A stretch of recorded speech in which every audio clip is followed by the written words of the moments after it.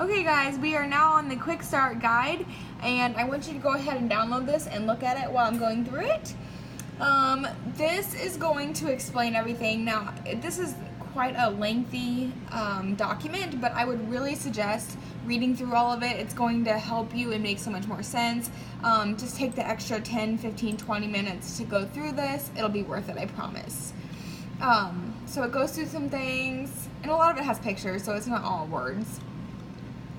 Okay, so we have 4 cycles. We have cycle 1, which is the advanced depletion, 7-day diet.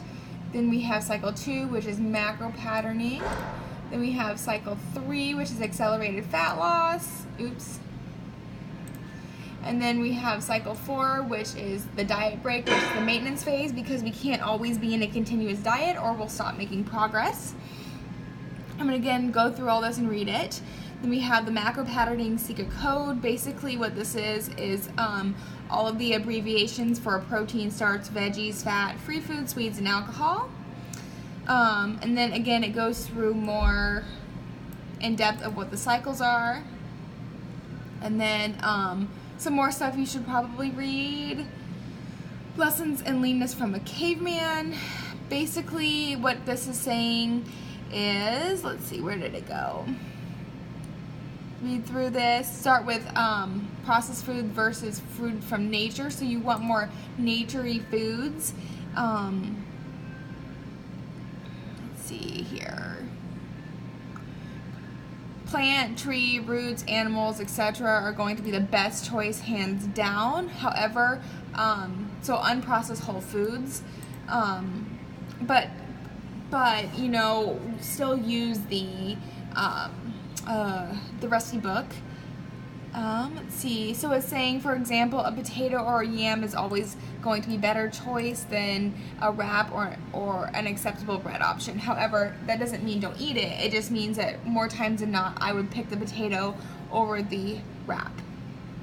Okay, and then we keep going down, more stuff to read. This is about the what you should be choosing for your activity level. So if you're sedentary now, or active or high intensity, this is the type of nutrition, and these are the best carb types that you guys should be eating.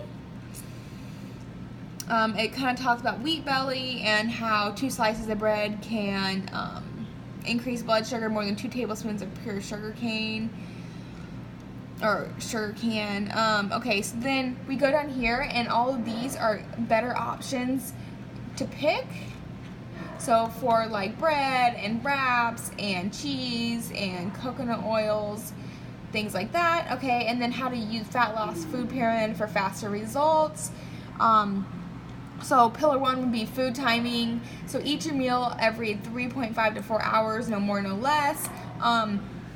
This is kind of flexible, but I would stick as closely to this as possible. Then eat or have a nutrition shake within 1 hour of waking up.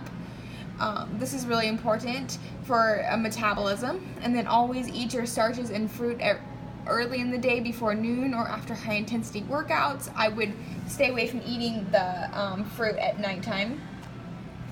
And then try to get some type of lean quality protein an hour or 2 before bed. And all of these I explain why. So I don't just tell you to do something, I explain why I'm telling you to do it. And then time your meals to be 2 to 3 hours before a workout or within 45 minutes to 60 minutes after a workout. Okay, so pillar 2 is food combinations. Never eat a carb by itself, and because this is all about blood sugar, always have some type of high quality protein in every meal. Again, I explain why. Always limit fat intake when eating starches or fruits.